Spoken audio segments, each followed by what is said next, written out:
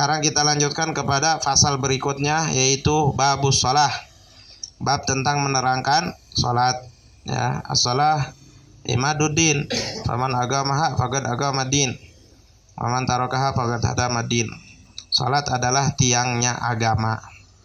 Orang yang mendirikan salat berarti dia mendirikan agamanya. Dan siapa orang yang meninggalkan salat, maka dia merobohkan agamanya sendiri. Dikatakan juga as-shalah sas hadzin fahkum bina. Salat adalah pondasinya agama Islam. Bangunan, kalau kita bangun nih, kita bikin rumah kagak pakai pondasi, main langsung aja kita taruhin hebel di atasnya, bagaimana itu kejadiannya? Hah? Apa yang akan terjadi? Hah? Roboh. Nggak pakai pondasi nih rumah, jangan pakai pondasi. Coba aja bikin rumah jangan pakai pondasi, langsung aja taruhin hebel tuh di atas tanah sampai ke atas gitu. Ya. Nah, seperti itulah kita.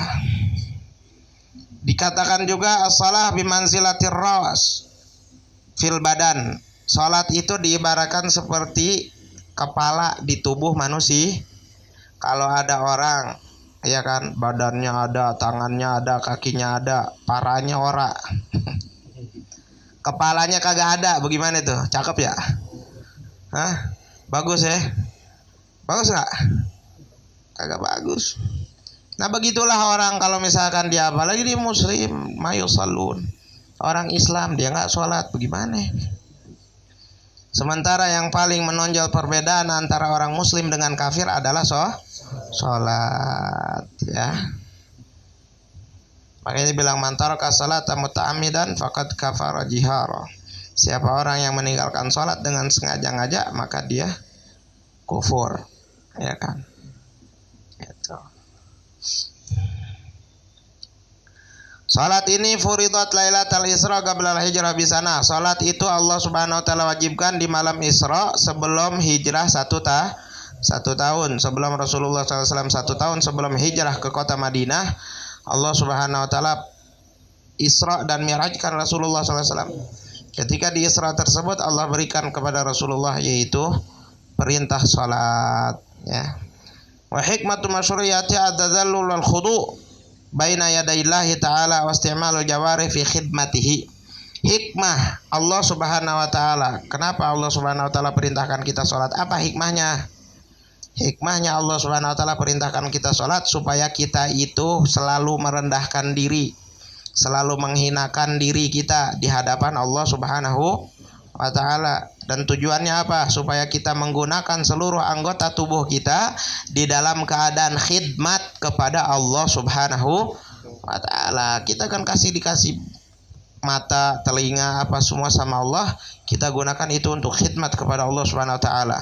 Lalu kenapa kewajiban itu diulang-ulang? Tujuannya apa? Supaya tetap kita selalu bersambung dengan Allah Subhanahu wa taala. Makanya diulang-ulang, zuhur, asar, maghrib, isya, subuh, ya kan? Enggak sekali doang gitu, zuhur doang. Enggak. Kenapa? Apa tujuannya? Hikmah di balik itu semua.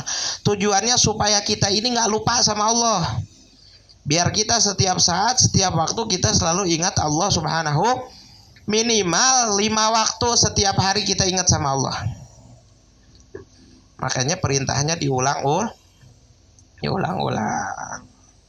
Supaya kita terus menerus ada dalam keadaan pengawasan Allah Subhanahu wa taala, merasa diawasi oleh Allah Subhanahu wa taala, wal khasyah min, dan kita merasa takut daripada Allah Subhanahu wa taala. Wa khassati bil awqatil khamsah li'annaha awqatun nasyat. Kenapa dikhususkan dengan 5 waktu? Karena waktu-waktu yang telah dipilih oleh Allah Subhanahu wa taala tersebut itu adalah tempat di mana waktu orang semangat. Gitu. Kenapa? Zuhur. Di waktu zuhur suruh sholat kita. Itu waktu zuhur itu ada waktu semangat. Itu adalah waktu-waktu semangat. Kalau orang bisa dia sholat, wudu, habis itu sholat, insya Allah dia semangat hidupnya. Apalagi subuh. Kalau orang dia bangun subuh, wudu, ya kan, itu wudu, dia sholat, ya kan, pasti paginya semangat. Itu seger.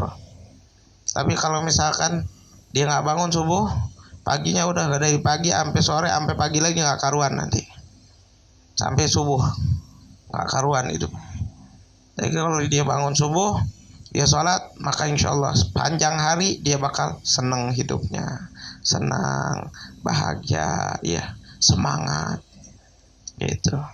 Jadi waktu-waktu sholat yang telah ditentukan oleh Allah Subhanahu Wa Taala dalam 5 waktu tersebut itu adalah waktu-waktu di mana itu mengandung waktu yang penuh dengan semangat atau akan menimbulkan semangat di dalam kehidupan. Wa amalun fatuadda fi hal ibadat ala akmalil wujuh wa bil jumlah wa qad syuri'ati shalah li fawaidi tarji'u ilal ruhi wal jisim fa hiya sahihah. Ya kan? Itu tujuannya apa? Supaya orang melakukan ibadah di dalam waktu-waktu tersebut yang telah ditentukan oleh Allah Subhanahu wa taala, ibadahnya dalam keadaan yang sempurna menghadapnya. Makanya dikasih waktu subuh, waktu zuhur, waktu ini. Kalau kita benar-benar hati, kita bakal sempurna. Ya. Di dalam menghadapi Allah Subhanahu wa taala, dalam kita berhadapan dengan Allah Subhanahu wa taala. Dan secara jumlahnya, keseluruhannya, Allah Subhanahu wa taala perintahkan salat. Keutamaan faidah daripada salat tersebut kembali kepada siapa? Kembali kepada kita sendiri. Kita salat nggak salat, balik-balik ke kita. Keutamaannya bukan kepada Allah Subhanahu wa taala. Ya kan? Allah sih nggak butuh salat kita. Kita nggak sholat, kita sholat, ya nggak rugi bagi Allah Subhanahu Wa Taala. Kita yang bakal merasakan kerugian besar dunia dan akhirat. Apalagi bahwa yang namanya seluruh amal itu tergantung pada sholat. Seluruh amal ibadah kita nih tergantung sholat kita. Kalau sholat kita diterima, yang lain pasti diterima. Kalau sholat kita nggak diterima, udah yang lain rusak. Makanya ulama-ulama, nabi, ulama, ya mereka mewanti-wantikan untuk menjaga sholat dan memperbaiki keadaan sholat kita tersebut dengan sebaik-baik mungkin. Ketika kita sholat juga kita nggak bisa cuman sekadar sholat doang, asal-asalan sholat doang, cuman sholat tunggang-tungging diri, tunggang-tungging begitu ya nggak bisa begitu. Sholatnya harus kita tahu rukun sholat, syarat sah sholat, ya nggak. Terus bacaannya yang benar bagaimana, kita harus tahu ruku yang benar, sujud yang benar, ya. Terus tahiyat yang benar, bacaan-bacaan sholat yang benar, itu kita harus tahu. Nggak asal-asal sholat doang, ya kan. Itu. Ada orang sholatnya rajin, masya Allah, 5 waktu nggak tinggal. Tapi dia nggak tahu cara wudhu, dia nggak tahu ruku yang benar gimana. Ada lagi orang rajin sholatnya masya Allah, di masjid tiap waktu dia ada di masjid, tapi pas ruku nggak benar, sujud nggak benar. Aturan sujud harus ngelipat kaki, telapak kakinya harus ditempelin nih, diangkat. Macam-macam deh, ada aja kekurangannya. Karena apa? Karena bodoh, nggak tahu, nggak belajar. Udah nggak tahu, nggak mau belajar. Ya nggak, makanya penting. Ya, kadang ada orang rukunya nggak sempurna, nggak sesuai dengan apa yang dianjurkan oleh syariat. Ya, kemarin kita ngaji di Habib Usman pas banget bab tentang masalah dianjurkan sholat, ya, atau kita untuk belajar sholat dengan sebaik-baik mungkin. Di situ beliau mengatakan Rasulullah SAW pernah bersabda, ya. Dia bilang, kata Rasulullah SAW, sempurnakanlah sholat kalian kepada para sahabatnya, ya, rukunya yang benar, sujudnya yang benar, ya, karena aku ini Rasulullah SAW itu bisa melihat orang yang di belakang. Rasulullah bisa tahu. Rasulullah jadi imam, tapi Rasulullah bisa lihat, bisa tahu gerakan orang yang jadi makmumnya ini benar apa enggak. Dan dikatakan waktu itu memang ada yang tidak sempurna di dalam ruku atau sujudnya. Kayak gitu. Terus ada lagi cerita tentang salah satu tabi'in yang melihat seseorang ketika melaksanakan sholat, dia tidak bagus di dalam sholatnya, rukunya nggak benar, ya. Terus dibilang sama tabi'in tersebut, ya fulan, wahai fulan, kalau kau tetap sholat dalam keadaan seperti ini, maka kau akan mati su'ul khati. Nauzubillah, subhanallah. Gitu, ya. Jadi kalau misalkan orang sholatnya nggak benar, tetap dia seperti itu, dia nggak mau belajar lagi. Yang penting sholat, nggak usah hadir majelis taklim, yang penting sholat ya. Nggak usah ngaji, sholatnya kagak bener, akhirnya mati masuk neraka, nauzubillah. Padahal rajin sholatnya, 5 waktu nggak pernah ditinggal, ya kan? Ya, kita harus pelajarin. Kita nggak tahu benar apa enggak nih sholat kita, kita harus tanya. Karena kita dianjurkan, kata Rasulullah SAW, "Shollu kama ra'aitumuni." Rasulullah SAW memerintahkan kita untuk sholat seperti bagaimana Rasulullah SAW sholat. Nah, kita bisa mengetahui itu dari mana? Kita bisa ketahui itu daripada sahabat dari turun ke tabi'in, turun ke tabi'in, turun ke terus ulama-ulama sampai kepada guru-guru kita, sampai kepada kita sekarang. Kita bisa tahu bagaimana gerakan sholat Rasulullah SAW itu kita melihat daripada guru-guru kita. Kita belajar sholat daripada guru-guru kita. Makanya kita dulu praktek sholat ya. Pertama dari takbiratul ihram, baca doa iftitah, baca Fatihah, baca ruku bagaimana, sujud i'tidal gimana, sujud gimana, duduk di antara dua sujud, terus apa lagi, sujud lagi, terus tahiyat akhir, bacaannya apa, itu penting ya. Dan dulu ulama-ulama dulu itu, saya kalau pas bab sholat ya kan, mereka itu bisa diulang-ulang berkali-kali, bahkan bisa misalkan bab yang lain cuman sehari 2 hari kelar. Kalau untuk urusan bab sholat bisa 3 bulan diulang-ulang terus, ulang lagi. Itulah ulama-ulama dulu. Karena apa? Sholat ini itu tadi sangat penting ya. Perihal yang paling penting di dalam kehidupan kita muslimah itu adalah sholat. Dan kita sholatnya itu harus baik, harus sesuai dengan syariat, rukunnya, syarat sahnya, ya. Makanya itulah kita diwajibkan untuk belajar, ya, supaya kita tahu sholat yang benar bagaimana, yang nggak benar gimana, ya, mana yang batal, mana yang sah, kayak gitu. Wabil jumlah syaril fawaid tarji'u liruhi wal jisim fa sahiyatun kama hiya syar'iyyah wal asal fiha qabla al-ijma' qauluhu ta'ala. Dan faidah daripada sholat ini akan kembali kepada ruh dan jasad kita, yaitu kesehatan di dalam ruh dan jasad. Orang yang sholatnya benar, insya Allah ruh dan jasadnya benar. Karena apa? Allah Subhanahu Wa Taala berfirman, Inna salata tanha anil fahsyai wal munkar. Sesungguhnya sholat tersebut itu bisa mencegah seseorang daripada perbuatan keji dan munkar. Nah, kalau kita sholat masih tetap keji dan munkar, berarti sholatnya belum benar. Kalau sholatnya benar, pasti tanha anil fahsyai wal munkar. Kalau sholatnya benar. Karena kita sholatnya belum benar, jadi sholat mah sholat, judi mah ongkoh. Sholat mah sholat, minum masih. Sholat mah sholat, maksiat masih. Ya, mau riba, mau apa, ya, hubungan rentenir, hubungan macem-macem masih. Karena apa? Sholatnya kagak benar. Coba sholatnya benar, kita bakal takut sama Allah, nggak bakal nipu, nggak bakal berani bohong, ya, nggak bakal maksiat. Karena itu jelas Al-Quran yang bilang, Inna sholata tanha anil fahsyai wal munkar. Sholat apa yang kita sholat nih? Nggak bisa cegah mungkar itu. Ya, maksiat tetap jalan terus, gimana sholat? Ya, kita introspeksi diri kita masing-masing, kenapa? Itu. Dan dalilnya sebelum ijma itu Allah Subhanahu Wa Taala berfirman, aqimus shalah, dirikanlah oleh kalian salat. Wa qaulu ta'ala, dan Allah Subhanahu Wa Taala berfirman, inna salata kanat 'alal mu'minina kitabam mauquta. Sesungguhnya salat Allah Subhanahu Wa Taala telah mewajibkan kepada orang-orang yang mukmin itu sehari semalam sebanyak 5 waktu maktubah muhattamah. Itu salat yang diwajibkan, harus, ya. Orang mau nggak mau harus sholat. Ketika dia sudah balik, berakal, balik, dan tidak ada mawane, tidak ada pencegahan untuk melaksanakan sholat. Kalau laki-laki nggak ada pencegahan, kecuali perempuan ya. Kalau laki-laki paling pencegahannya apa? Gila udah.